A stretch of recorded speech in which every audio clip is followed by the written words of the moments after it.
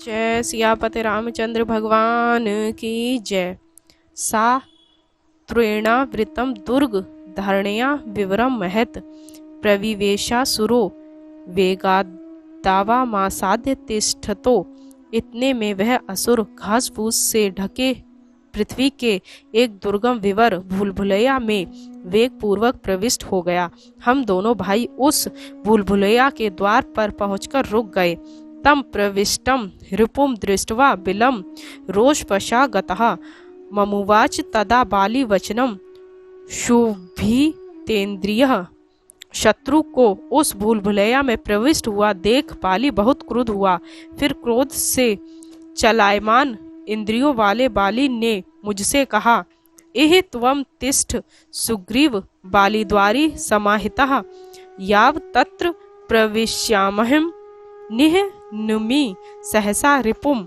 हे सुग्रीव, तुम सावधान होकर तब तक इस भूलभुलैया के द्वार पर ठहरो जब तक मैं इस गुफा में प्रवेश कर और संग्राम में उस शत्रु को मारकर लौट न आऊं। मया त्वेत द्वचः श्रुत्वा याचितः सा परन्तपः शापित्वा च मां पद्भ्यां प्रविवेश बिलम महत। बाली का यह आदेश सुन मैंने उसके साथ उस बिल में जाने की प्रार्थना की, परंतु मुझे अपने चरणों की शपथ देकर वह अकेला ही उस गुफा में प्रविष्ट हुआ। तस्य प्रविष्टस्य बिलम संग्रह स्वत सरो गतः स्थितस्य च मम द्वारी सा कालो अप्यतवर्तत। बाली को उस बिल में प्रविष्ट हुए और मुझे द्वार पर खड़े हुए पूरा एक दिन बीत गया। अहम तु नष्टम तव ज्ञात्वा स्नेहादा गत संभ्रमम भ्रात्रम तु न पश्यामि पापा शंकी च मे मनः। तब मैं यह समझकर कि बाली मारा गया है स्नेह के कारण अत्यंत विकल हो गया। इतने दीर्घ समय तक भाई को न देखकर मेरे मन में नाना प्रकार की अनिष्ट आशंकाएं होने लगी। अथ दीर्घस्य कालस्य विलात स्माद्विनः श्रितम सफेनम रुद्रम रक्तमहं दृष्ट्वा सुदुखितः।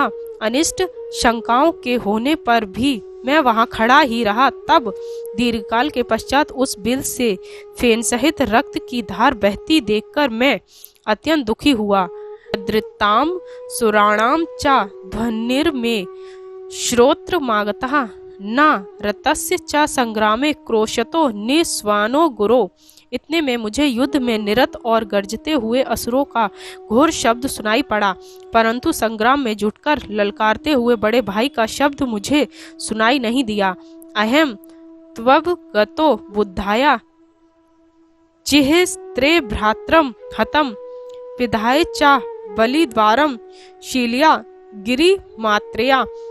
रक्तादि चिन्हों को देखकर मैंने बुद्धिपूर्वक यह निश्चय किया कि भाई बाली मारा गया। भाई को मारकर यह कहीं मुझे भी न मार दे, ऐसा सोचकर मैंने एक बहुत बड़ी पाषाण शिला से उस बिल के द्वार को बंद कर दिया।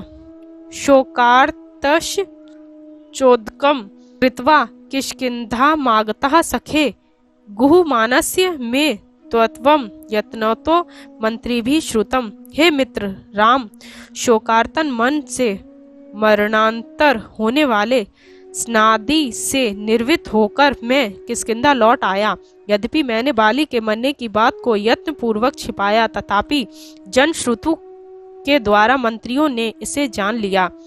ततोयम ते समागम्य समतैर्भिषेचितः राज्यम प्रशासतस्य न्यायतो मम राघव। हे राम, तब उन सभी मंत्रियों ने परस्पर विचार विमर्श के पश्चात मेरा राज्याभिषेक कर दिया। अभिषिक्त होने पर मैं न्याय पूर्वक राज्य करने लगा। अजगाम रिपुम हत्वा दानवम सा तु वानरः अभिषिक्तम तु मां दृष्ट्वा सरक्त लोचनः। इसी मध्य में उस मायावी दानव को मारकर बाली किष्किंधा लौट आया। मुझे राज सिंहासन पर अभिषिक्त देखकर उसके नेत्र लाल हो गए। तत्क्रोध समाविष्टम सर्वभद्रम तमुपागतम अहम प्रसाद्या चक्रे भ्रात्रम हित काम्यया क्रोध के कारण अत्यंत क्षुब्ध उस आए हुए बाली को उसकी हित कामना की दृष्टि से मैंने प्रसन्न करने का प्रयत्न किया। दृष्ट्यासी कुशली प्राप्तो दिष्ट्यापि निहितो रिपुः अनाथस्य ही मे नाथ स्त्व मेको नाथ नंदनः। मैंने कहा, यह बड़े सौभाग्य की बात है कि आप उस शत्रु को मारकर कुशल पूर्वक लौट आए हैं। आप अनाथों के आनंदवर्धक हैं और मुझ अनाथ के एकमात्र आप ही नाथ हैं। इदम बहुश्लोकम ते पूर्ण चंद्र मिवोदितम सत्रम सबाल्य व्यंजनम प्रीति स्वच्छम मयोध्यतम। अब आप अपना अनेक कामनियों वाला और नवोदित चंद्रमा के समान श्वेत छत्र और चवर, जिसे मैंने आपकी अनुपस्थिति में धारण किया था, स्वीकार कीजिए। राज भावनियोग्यम मया त्वद्विहार राजभाव नियोग्यम मया त्वद्विर्हात्कृतः समात्य पैर नगरम स्थितम निहित कंटकम न्यासभूत मिदम राज्यम तव निर्यात या महेम मां चारोषम कृथा सौम्यमयी शत्रु निर्वहणा। आपके अभाव में ही मंत्रिमंडल ने मुझे इस पद पर अभिषिक्त किया था। अब मंत्रियों एवं पुरवासियों सहित आपके निष्कंटक राज्य को, जो मेरे पास धरोहर के रूप में था, मैं आपको वापस लौटा रहा हूँ। हे शत्रुसूदन, आप मेरे ऊपर क्रुद्ध न हो। स्निग्ध मेवं ब्रुवाणम मां सातु निर्भरतस्य वानरः धिक्त्वा मिति चा मामुक्त्वा बहु तत्दुवाच। हे राम, स्नेह पूर्वक ऐसा कहने पर भी उस वानर ने मुझे फटकारते हुए कहा, तुझे धिक्कार है। यह कहकर और भी बहुत कुछ ऐसा वैसा कहा। तथा निर्वास्यामास वस्त्रेणे केन वानरः तेना मह्यम पदीक्ष्य हत दारस्य राघव। हे राघव, धिक्कारने और फटकारने के पश्चात उस वानर ने मुझे एक वस्त्र पहनाकर राज्य से बाहर निकाल दिया। मैं उस बाली का सताया हुआ हूँ। उसने मेरी पत्नी भी छीन ली है। ऋष्यमुख गिरिवरम भार्या हरण दुखितः प्रविष्टो अस्मि दुराघर्ष बालिना करणांतरे।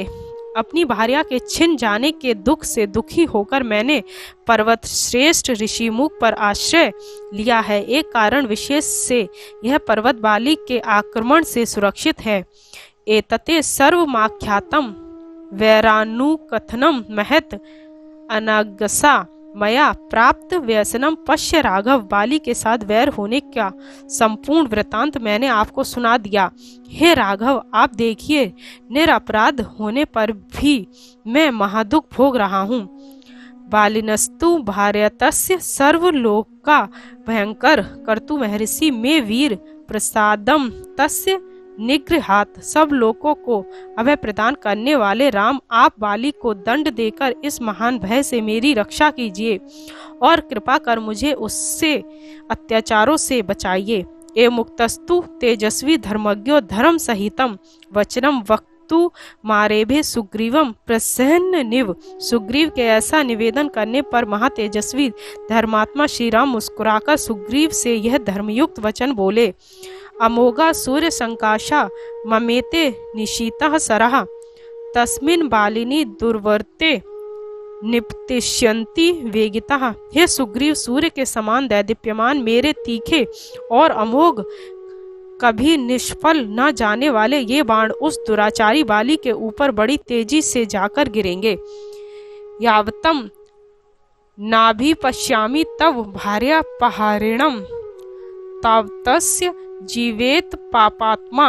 बाली चरित्र दूषके, तुम्हारी भार्या का अपहरण करने वाले बाली को जब तक मैं देख नहीं लेता तभी तक तुम उस चरित्रहीन पापी को जीवित समझो।